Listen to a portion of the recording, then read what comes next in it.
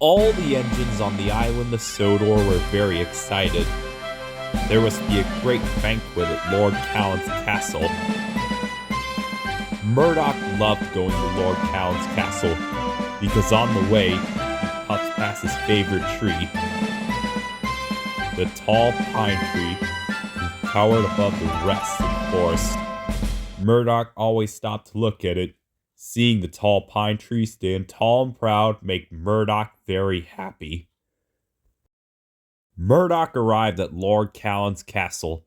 Sir Topham Hatt was waiting for him. "The castle's flagpole is old and about to break down," he said. "I need you to collect a new flagpole from the harbor in time for the banquet." "Yes, sir," puffed Murdoch. When Murdoch puffed into the harbor, he couldn't see the tall flagpole anywhere. He looked around for something tall. He looked above the coal trucks. There was nothing tall there. He looked at an old ship. It had a tall mast. Then Murdoch saw Cranky. Cranky was very tall.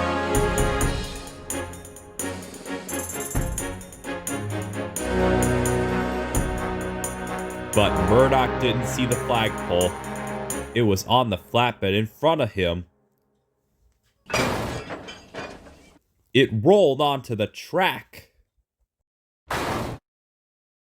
"Oops, sorry, matey," called Salty. "I didn't expect to see the flagpole down there," puffed Murdoch. "It's not tall when you lay it down, matey," said Salty. Murdoch felt very silly. Soon Sir Topham Hatt arrived. "This is a disaster," he boomed. "Lord Callan's castle will not look the same without its flagpole." Murdoch was very sad. It was all his fault. "Maybe seeing the tall pine tree will cheer me up," Murdoch huffed.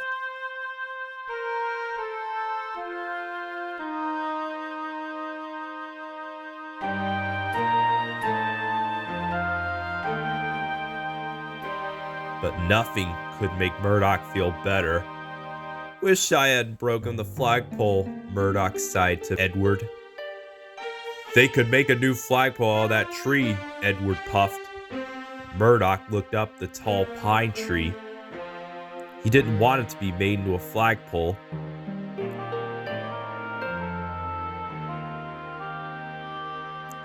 The next morning, Murdoch had to take some workmen to the forest. But the workmen were carrying saws and axes. "Oh no," moaned Murdoch. "They must be going to cut down the tall pine tree." Murdoch puffed through the countryside. "Must save the tree, must save the tree," he puffed. Then Murdoch had an idea. He didn't take the workmen to the forest. He went to look for a new flagpole. Murdoch saw some children waving flags, but those flags were much too tiny to have flagpoles. There was a flagpole holding up a wind socket at the airfield, but that flagpole is much too short. There was a tall flagpole on the beach, but it wasn't tall enough. "Bother," wheezed Murdoch sadly. "None of the flagpoles are as tall as a pine tree. Now I'll never save it."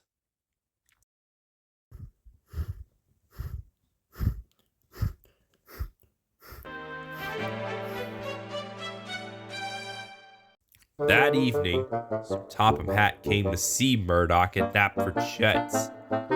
"Murdoch, these workmen had a very important job to do. You have caused confusion and delay," Sir Topham Hatt said sternly.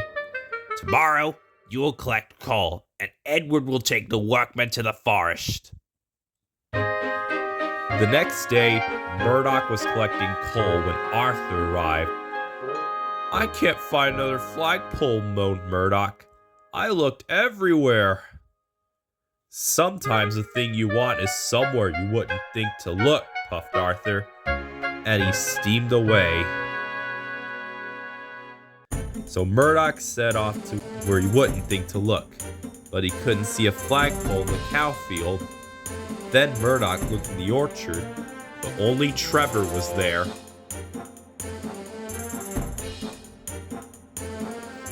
Hello, Murdoch. You're very nice, Trevor, puffed Murdoch, but you would make a very good flagpole. Murdoch puffed sadly into the harbor. Holidaymakers were taking pictures of the old ship. Murdoch looked up the tall mast.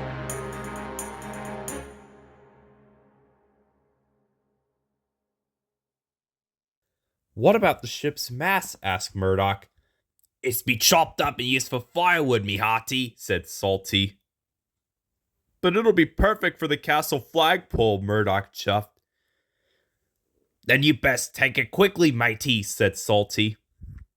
Cranky soon lowered the mast onto the flatbed.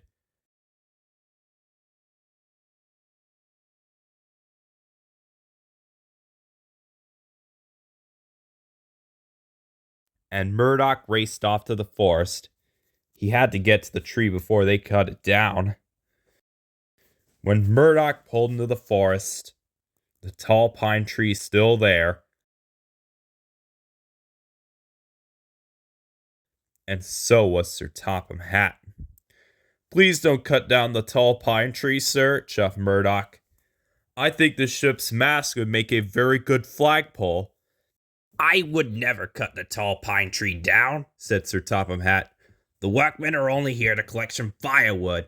We always have a roaring fire at Lord Callum's castle banquet. Murdoch was so happy it made his axles tingle. That night, the flag was hoisted on the old ship's mast. It looked wonderful. Murdoch thought it was the nicest thing he had ever seen, except for the tall pine tree.